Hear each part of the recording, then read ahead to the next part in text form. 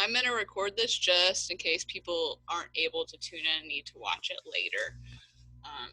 Okay, so solvation and dissociation. So part 1, open exploration. We're going to open the Phet simulation, take a few minutes to explore the function, record one interesting thing you discover. So when you get here, there's 3 tabs: macro, micro, and water. So macro is like what we can see. If you click the micro tab, it shows you actual molecules, and if you click on water, it shows you like the actual water molecules. So just one thing you notice about it, put it there. That part doesn't really matter. It's really an opportunity. And if you were doing it in class, I wanted you to play with it a little bit before you started.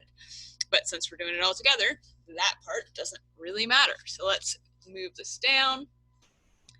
All right, so part 2, and it says we're on the macro tab. Let's see, macro tab. Use the light bulb to test the conductivity of pure water and of each solution. So right now we have pure water. We haven't added any solute yet. We haven't added salt. We haven't added any sugar. So we're going to take this conductivity probe with the light bulb. We're going to stick it in and see what happens. And what happens to the light bulb? Does it glow or does it not glow? Well, right now it is not glowing. So does not glow. Water is not very conductive. It's not glowing. Observations, just nothing happened, basically. Nothing happened. All right, so now let's try this with salt. So we're gonna take our little salt shaker up here. We're gonna add some salt to the water. Oh, and look, the light bulb is starting to glow. So it glows. And then let's see what happens if we keep adding salt. Wow, it glows brighter and brighter and brighter and brighter. So the more salt we add, the brighter the light bulb glows. And this is because salt is an electrolyte, which you probably know if you play sports. You drink Gatorade because it has electrolytes. But electrolytes are basically solutes that are electrically conductive, so this makes sense. So my observation was as I add more salt, the bulb glowed even brighter. Brighter, or more brightly might have been better, but I didn't feel like writing that all out. So, okay, so now we need to test out sugar. So let's see, we need to reset the simulation, hit reset all, okay? And instead of adding salt this time, I'm gonna switch to sugar. Okay, and I need to put my little conductivity probe in again. This is kind of similar to what we used when we were doing the ionic versus covalent lab. And if you recall from that lab, the ionic substance was more conductive than our covalent substance. So I expect to see the same thing happening here, but let's actually test it. So I'm going to add some sugar, see if the light bulb glows, adding lots and lots of sugar. Wish I could add it faster. Oh, I'm out of sugar apparently. So I do have sugar in there because it says the concentration of sugar has gone up from 0, is now 0.29. But my light bulb is not glowing at all. So does not glow. And in observations, maybe this time I'll put the molarity. It's 0.29 moles per liter or molar. And I still have no light. Okay, anybody have questions so far? We doing okay? I'm gonna resume now. Let's see. So number 2, make the light bulb glow as brightly as possible. Explain what you did to make this occur. What was the concentration of the solution? Okay, well, we already kind of did this. We know it's not gonna happen with the sugar. We know it's gonna happen with the salt. So I'm gonna reset again, or go back to salt. And then I'm going to keep adding a whole bunch of salt. Let's see how much salt it'll let me add here. And I'm actually going to show the values because it said we want to know the concentration. All right. Okay, I've added all my salt, and I have a concentration of 1.73 moles per liter, so 1.73 molar. But what I know that I can actually make it even more concentrated if I have less solvent. And so I'm going to use this little evaporation thing at the bottom. And I'm going to evaporate off some of the solvent. So Oh, which is actually the next question. I got a little bit ahead of myself. All right, so we'll say right now, we'll fill it back up to where we were, I suppose. Let's see. So about a liter of solution we're starting at. We added all the salt. So make the light bulb glow as brightly as possible. Hopefully it's glowing brightly because I forgot to actually put in the probe. We added all the salt. So added all the salt. That's what we did. What was the concentration of the solution? The concentration is 1.71 moles per liter, which we know is the same thing as saying 1.71 molar. Okay, so we're good on that.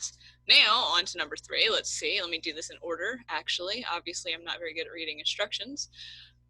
Explore what happens to the sugar and the salt solutions with the evaporation slider. Describe what happens to the concentration as the water evaporates.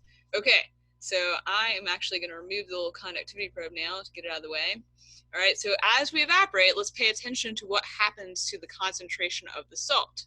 So as we evaporate off, notice that our concentration keeps going up and up and up because while salt does not evaporate, we still have the same amount of solute, but we're decreasing the amount of solvent.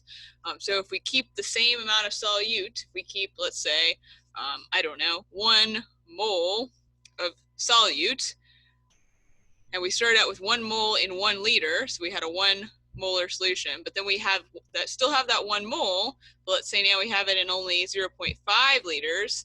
So 1 divided by 0.5, that would be 2 molar. So as we decrease this amount of solvent, we're actually increasing the concentration. So if I keep going, notice my concentration keeps going up higher and higher and higher. Now I'm at 4.12 molar.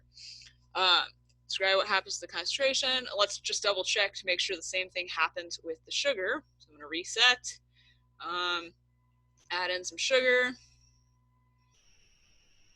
All right, so now I know I've added in a whole bunch of sugar here. Right now my value is 0.23 molar. If I evaporate off some of the water, my concentration is going up. Okay, so describe what happens to the concentration as the water evaporates. The concentration increases as the water H2O evaporates. Cool. All right, on to the next step. Let's see. All right, number 4 says evaporate off all of the water. And then it says, why does the concentration drop to 0 once all of the water is gone? And we can probably think about this without even doing it. So let's go ahead and evaporate off all the water. Notice as soon as I don't have any water, the concentration goes to 0. And why does the concentration drop to 0? Well, if we don't have any water, can we really have a solution? If we only have solute and we don't have any solvent, we no longer have a solution. A solution is made up of 2 components. You need a solute and a solvent. So if we got rid of the solvent, so here we just got rid of all the solvent, so we no longer have a solution. So that's why our concentration drops to 0, because we no longer have a solution. S-O-L-N. Okay. Cool. Okay.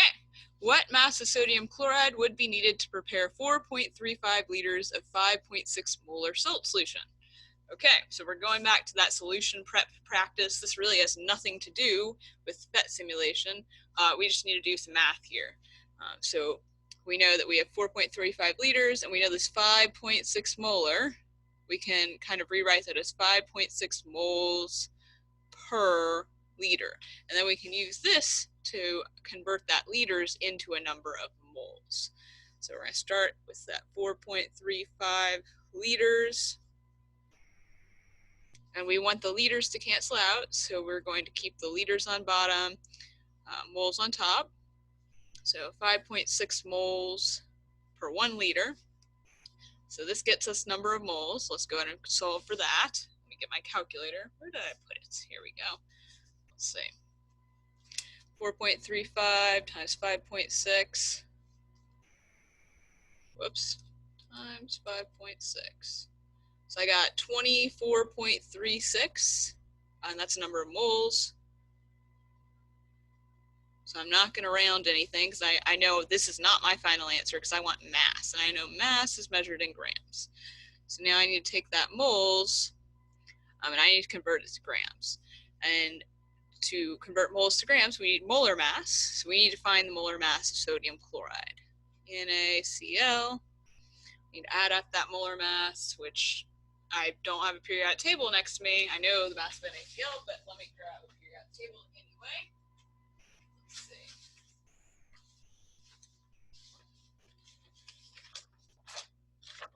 All right, so Na 22.990. I always like to round that to 23. And chlorine is 35.453. So we got 58.453 grams per mole. So now dimensional analysis, my moles I want to cancel. I'm trying to get to grams. 1 mole equals 58.453 grams. All right, now let's actually use a calculator because I can't do this part in my head. Let's see, 24.36 times 58.453. 1423.9. Wow, that is a lot of salt that we need to prepare a 4.35 liters of 5.6 molar solution. But that kind of makes sense because this is a very high concentration. It's a very concentrated solution, and we're trying to get over 4 liters of it. So we're trying to get a lot of a solution that's highly concentrated. So it does make sense that we have a really big number of grams. Grams of NaCl. So it's a nice little review kind of zone 2 right there. Okay, let's see. All right. So using table 2, classify sugar and salt as either electrolytes or non-electrolytes. Okay, so we already talked a little bit about this. So an electrolyte is something that conducts electricity in solution, and a non-electrolyte is something that doesn't conduct electricity in solution. And it tells us that something that conducts electricity will make the light bulb glow, and something that doesn't will not make the light bulb glow. So sugar didn't make the light bulb glow, so that would be a non-electrolyte. And salt did make the light bulb glow, so that would be an electrolyte. All right, on to part 3. So we're going to the water tab, the 3rd tab. Let's see, water. Okay, so for this part, it's kind of nice we're doing it together because generally people have to do it more than once, but I've done it before, so hopefully I can get it right in the first time. We need to look at what happens when we add the sugar or the salt to the water, and then we're going to draw a picture of what happens over in the simulation. So what we're going to have to do is we're going to have to drop it in and then pause the simulation so we can actually draw the picture. So we already know which ones are electrolytes and non-electrolytes. We know salt is an electrolyte. And we know sugar is a non-electrolyte. Okay, and when you're drawing your picture, you might want some colors. I like to draw my picture in color, similar to the simulation. So that way, when we are looking at the ways that the water molecules orient themselves, I have that in color. So I'm gonna get myself some colors. I'm gonna get a red for the oxygen part of the water molecule. And I'm gonna use yellow for the hydrogen part of the water molecule. Actually, we'll save yellow for sugar because that's the color it is on here. So green, so I got yellow, purple, green. So that should take care of everything at the bottom. And we'll use pink for the hydrogen part of the water molecule. All right, so here we go. We're gonna take the salt. Hopefully I can do this fast enough. I'm gonna drop it in, and then I'm gonna pause the simulation. And notice what happened to that salt molecule. It's not staying together, it's breaking apart into separate ion components in here. So I'm going to actually skip forward just a tiny bit in our simulation so we can look at how the water molecules are orienting themselves around the Na and around the Cl. And if you look really carefully, you might notice, and let me see if I can draw on the screen here. I don't remember how to do that. Remote control, nope, maybe not, that's okay. So if you look really carefully, notice that with this chlorine, the water molecules are all starting to orient to where the hydrogen part is close to the chlorine molecule. Whereas around the sodium, it's kind of the opposite. See, the red part, the oxygen part of the water, is all starting to kind of pull towards the sodium. So if we go forward a few more steps, you see that happening more and more. And now you see with this chlorine, almost all the hydrogens are going towards that negative chlorine. And that's because positive and negative things attract one another. So when we draw our picture, we want to be sure that we're depicting that. We're depicting how those water molecules are arranging themselves, because this is an important part of the process of dissolving. And what we see here is dissociation, meaning breaking apart. Ionic substances like sodium chloride, when you put them into solution, they break apart, they dissociate. So let's draw a picture of that. Let's kind of draw this picture over on our sheet. So we had Na and Cl. I'm not going to draw my picture exactly like the simulation. I'm going to make it a little more simplistic. So my Na broke apart from my Cl. I'm going to do them in the colors that they are on here. Cl minus. Okay, so I have a positive thing and a negative thing. And then I have those water molecules arranging themselves around the NaCl. So let's use, I'm actually going to get a blue for the hydrogen. So around my chlorines, I have all these hydrogens towards the chlorine. So the hydrogen part of my water molecule is the positive part, and it's arranged toward the chlorine. And then the oxygen part of the water molecule, it's all one molecule, so they are connected, but the negative oxygen part is away from the chlorine.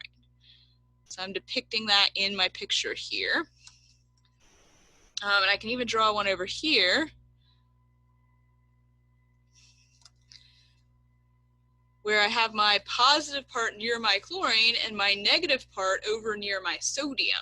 And this is how things will orient themselves in nature, because they're trying to minimize attractive and repulsive forces. So the chlorine wants to be attracted to this positive part of the water, but it wants to push away from the negative part. So it keeps that negative part away, and it pulls that positive section of the water towards it. And this goes back to kind of that idea that like dissolves like. So polar things dissolve other polar things, and non-polar things dissolve other non-polar things. Because if you have poles, the molecules need to be able to orient themselves to minimize those repulsive forces. All right, so to complete my picture around my sodium, I'm going to draw another couple of water molecules. The negative sides are now facing in towards the sodium, and the positive hydrogens are facing away. And maybe I'll draw one more over here just for good measure.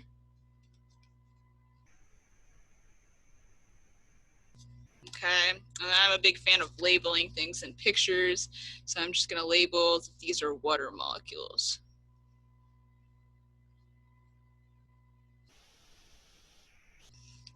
Okay, and so we've made a lot of observations already. I'm just going to write a few of those down.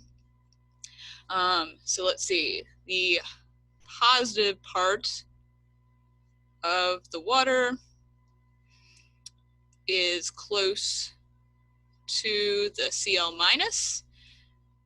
And then a second note, the negative part of the water is close to the Na plus. Okay, so we have a whole lot of information right there. Resume recording. Okay, so now moving on to sugars. This is a non-electrolyte.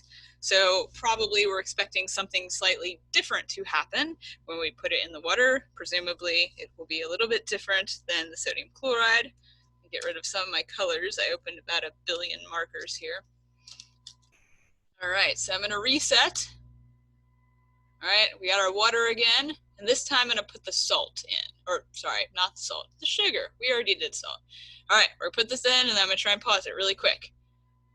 All right, so notice that when I put this in, these big C12H22O11, those sugar molecules, they are not breaking apart. We had more than one sugar molecule, and so each individual molecule is getting surrounded by water, but the sugar molecule itself is not breaking apart. It's all staying together. And even if I keep going, those big old things never break apart. They're always staying together. And also notice that the water is not really arranging in a particular direction around our sugar molecules. And that's because these are covalent molecules. They're not ionic compounds, and so they're not as strongly polar as an ionic compound. Now, some sugars do have some polar bonds in them, and remember when we talked about bonding and drawing Lewis structures and all that really super fun stuff that I'm sure everybody loved. When we talked about that, we talked about how covalent molecules can be polar, and that's why some covalent things dissolve, and that's actually why sugar does dissolve, is because it's polar, but it dissolves in a different way. It doesn't dissociate when it dissolves. It stays as one molecule and just gets solvated. And solvate just means it's surrounded by those water molecules, or it's surrounded by the molecules of solvent, whatever the solvent happens to be. So when we draw this picture, it's going to look a little different because the molecule's not breaking apart. We don't have two different charges of things. We just have two big old molecules that are getting surrounded by water. And I'm not very good at drawing, so I'm not going to try and draw that whole mess of different atoms that make up those sugar molecules. I'm just going to draw one big old circle and maybe another one, two big old circles. Okay. And I'll just kind of color these in so that you can see them a little better because they're yellow. Okay, and now I'm just going to label these sugar. So those sugar molecules, they're not breaking apart. They're just being surrounded by the water molecules. And I forgot you could actually do this. See, now it'll show us the positive end and the negative ends of the water. And notice that with the sugar, positive, negative is close to the sugar, positive's close, negative's close. Like there's no rhyme or reason to it. So our water molecules are going to orient themselves in all different ways around our sugar molecules. So I'm just going to go ahead and draw some sugar molecules being dissolved by water. But there's not really any rhyme or reason as to where the water molecules are and how they're oriented. And that's an important thing to note. Because the water molecules are really just repelling each other here. They're trying to orient in a way where their own positives and negatives aren't going to touch one another, but they're not trying to orient in any particular way around the sugar molecules. Let's see, get my drawing done. Not a very good artist here, so bear with me. Let's see, put that one that way. Okay, and I like to always label my positive and negative ends. So put positives on all my hydrogens. Positive, positive, positive, positive. A lot of positives draw. And then I'm going to make all my oxygens negative. And you can draw more water molecules if you like, but this kind of gets the idea across. With the sodium chloride, the positives are always oriented towards the negative ion, and then the negatives are always oriented towards the positive ion. But with the sugar, it doesn't really make any difference because sugar doesn't dissociate. And so in my observation section, that's what I'm going to put. The sugar does not dissociate.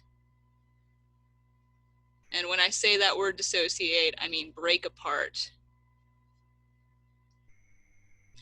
into ions. All right, looking good here. Okay, so Using observations made with the salt in water and the sugar in water, propose one possible explanation for why the light bulb glowed in one solution but not in the other. So we've kind of already talked about this a little bit, but we're just going to kind of reiterate. So we said that salt is an electrolyte and sugar is a non-electrolyte. And so our salt dissociated, broke apart into its ions, and our sugar did not, because there are no ions for it to break apart into, because it's not an ionic compound. So just to generalize that, one possible explanation for why the light bulb glowed in one solution, our light bulb glowed in our electrolyte solution because our substance dissociated, but it did not glow in the solution with the covalent compound because the covalent compound did not dissociate. So so let's just say for conductivity,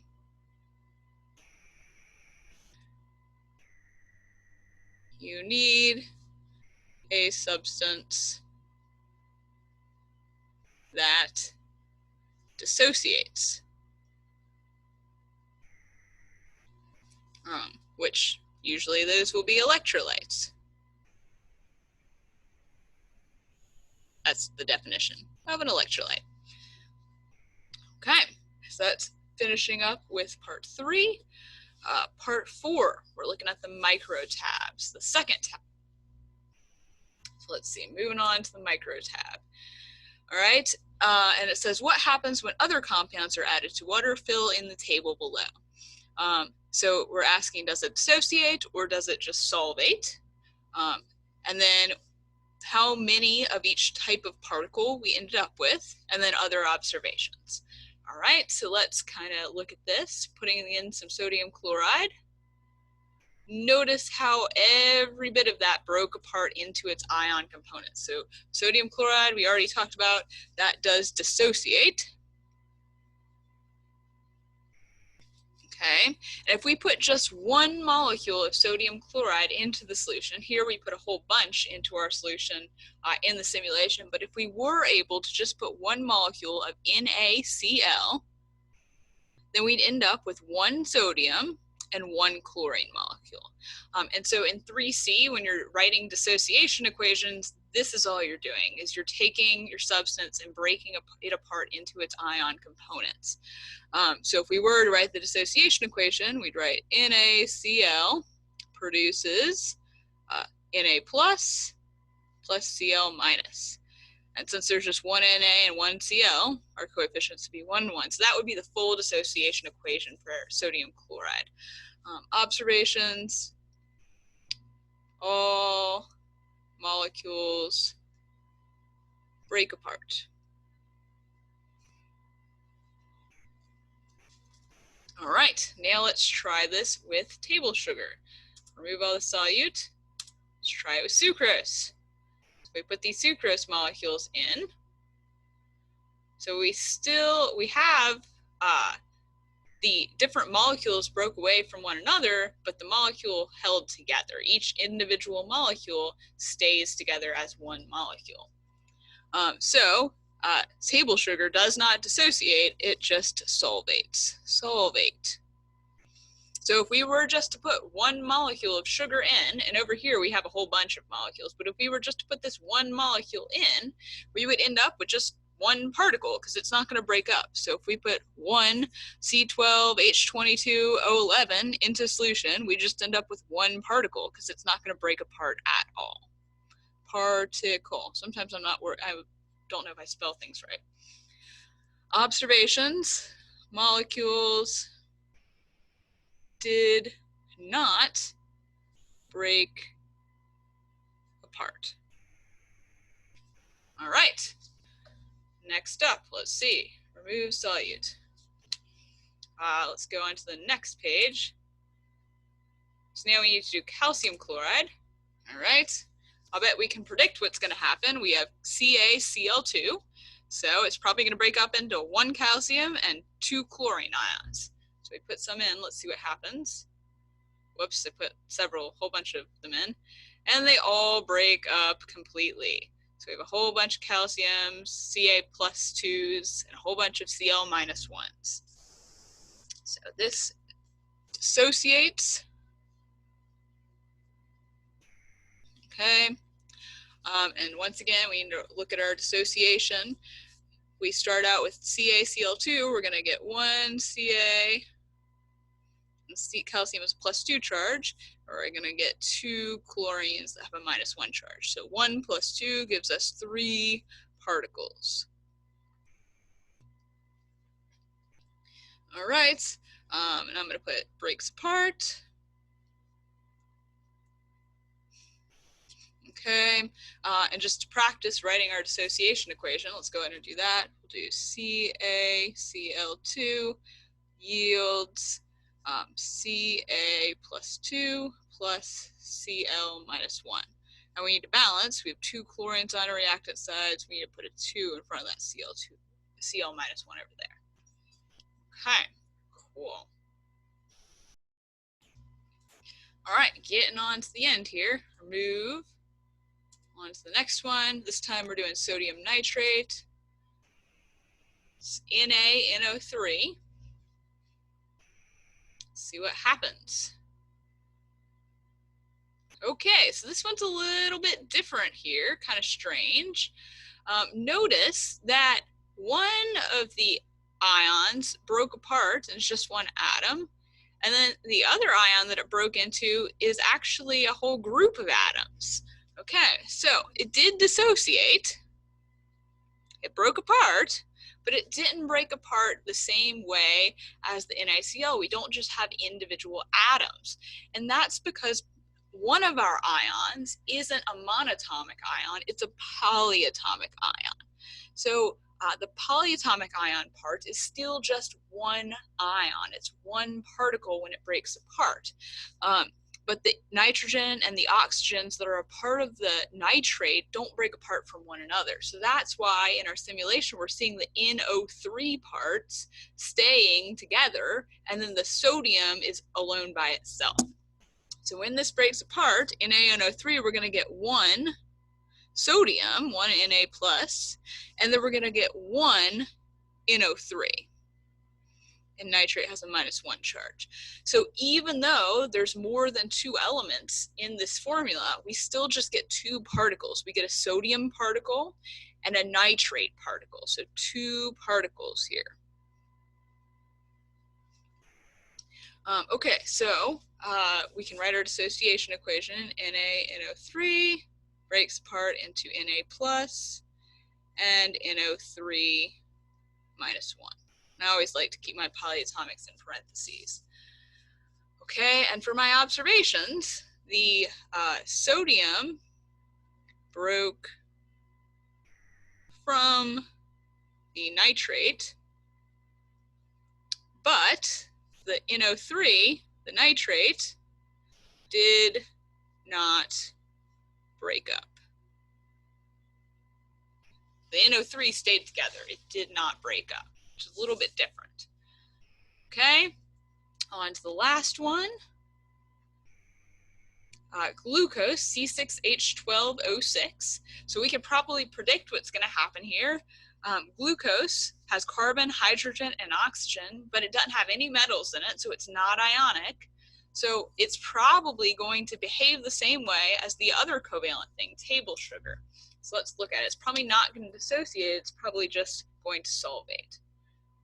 And that's exactly what happens. We get all these different molecules. The molecules disperse from one another, but they don't break apart at all. So we're not dissociating. This is just solvation, solvate. So for every 1 molecule of glucose, we get 1 particle. Apparently I can't talk anymore. Molecules did not break. All right. So what kinds of compounds, ionic or covalent, dissociate, and what types of compounds do not dissociate when they're solvated? Okay, so our ionic compounds dissociate, and then our covalent compounds, we said, do not dissociate. All right, what class of compounds is generally more conductive? Well, we've been talking about this since Unit 1. The compounds that are generally more conductive are our ionic compounds. are electrolytes. Ionic. I did spell that right. All right, we're done with another page here. Doing pretty well. All right, last page, which it looks like we've talked about this already. How do water molecules orient around positive ions? How about negative ions? And why do you think the water molecules orient differently? So we've already kind of been talking about this. This is what happens when I do the simulation with you instead of letting you do it on your own, but that's okay. So looking back at our pictures, let's see. Our water molecules around our positive ions put the negative side of the water molecules. The oxygens are near the positive ions. So the oxygen is near the negative ion. And in the other side of this, the hydrogen side, or the positive side of the water, is near the negative ion. Oh, I totally did that wrong. Oxygen is near the positive ion. Whoops. Okay. And then the hydrogen is near the negative ion. And why do these orient differently? Because they want to minimize repulsive forces. It's easier. Everybody takes the path of least resistance in chemistry, just like we do at home when we get up and we don't actually put on real pants because we're not going to school. So why would we bother to get dressed for real? So same thing in chemistry. Everybody's lazy. We're trying to minimize energy that we have to expend. Repelling someone else takes a lot of energy. So we don't want to do that unless we have to. All right. Number 5, if 78.5 grams of sodium nitrate are added to 135 grams of water, what is the mass percent of sodium nitrate? This is review back from zone 1. So we know that mass percent is the mass of one thing over total mass. Whoops, that's my dog. Mass of sodium nitrate over total mass. And the total mass will include both the sodium nitrate and the water. So 78.5 sodium nitrate over that 78.5 plus 135 grams of water. And then to convert to a percent, we're going to multiply by 100%. All right, I can't do this in my head. I need a calculator. Let's see, 78.5 divided by parentheses 78.5 plus 135.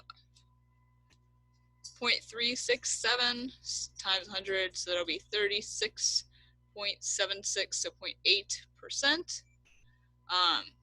There we go, 36.8%. 3 sig figs, so my 3 sig figs was a good guess. Percent sodium nitrate. All right. All right. If we have 0.895 moles of calcium chloride, how many chlorine ions will be present in the solution? Okay. So it gives us a hint. It says, think about how many chlorine ions are present in each molecule of calcium chloride. So let's start by doing that. So calcium chloride. So we got to do a crisscross here to figure out a formula. Calcium has a +2 charge, and chlorine has -1 charge. So we get Ca1Cl2. Okay. So every time we have 1 calcium, it's going to break apart into 1 calcium and 2 chlorines. So there's our dissociation equation. So from 1 calcium chloride, we're going to get 2 chlorine ions. And I'll kind of outline that in a different color. We're going to end up with 2 chlorine ions. So if we have 0.895 moles, we first need to figure out how many molecules that is. Molecules. And then from there, once we know the number of molecules that we have, we know that however many molecules, we're going to get 2 times that number of chlorine ions from that molecule, because every 1 molecule has 2 chlorine ions as a part of it. So we just need to do a little dimensional analysis here. I'm moving my page too much. So I'm going to start with that 0.895 moles of CaCl2 moles to molecules. And I'm going to be lazy and not write CaCl2 every time. 1 mole we know equals Avogadro's number of molecules, so 6.02 times 10 to the 23rd. So this is going to be a lot of molecules here. 1 mole contains a whole bunch of molecules. Let's see. 0.895 times 6.02 E23. So I got 5.387, so 5.39 times 10 to the 23rd molecules. Okay, and we know that however many molecules we have twice that many ions of chlorine. So we want to know how many chlorine ions we'll have, so we need to multiply this number by 2. So this number, 5.39 times 10 to the 23rd times 2,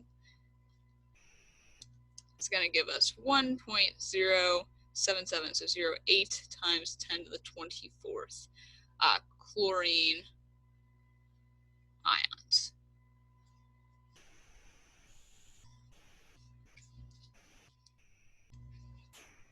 All right, so the next one, it says colligative properties are properties that depend only on the number of particles in the solution.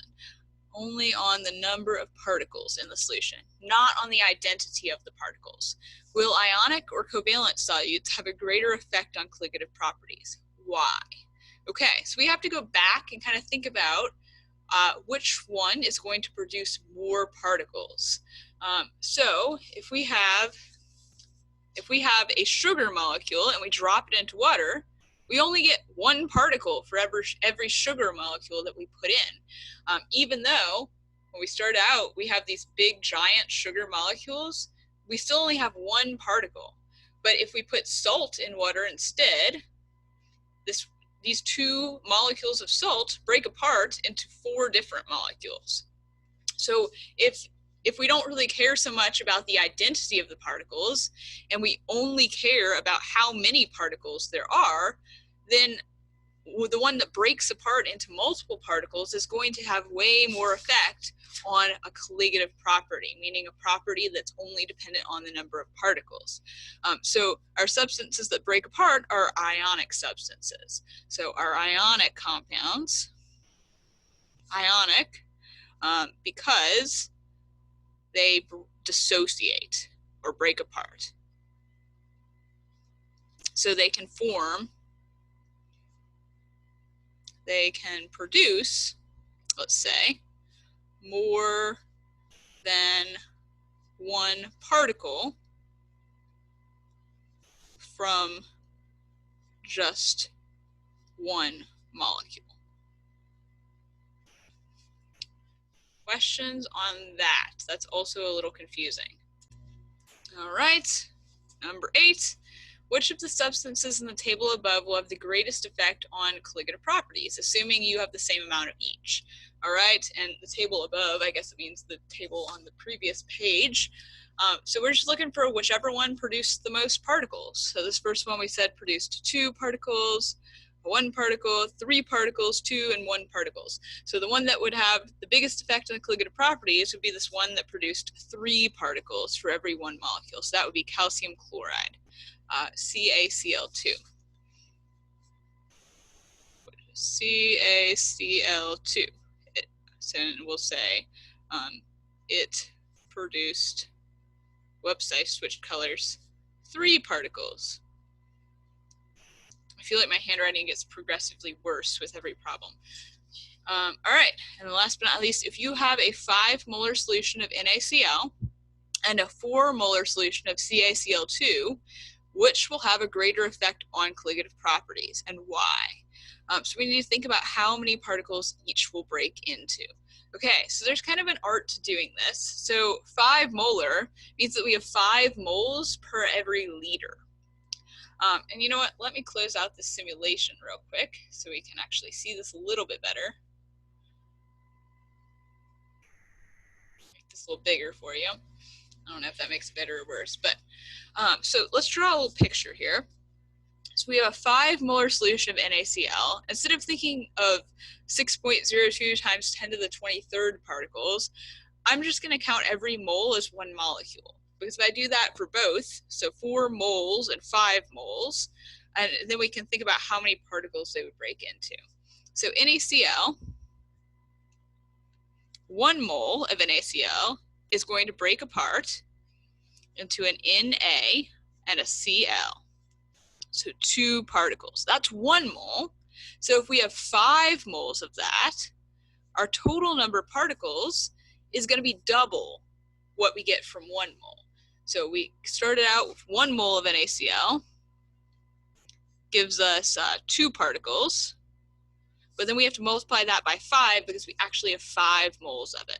So 2 times 5 gives us 10 total particles.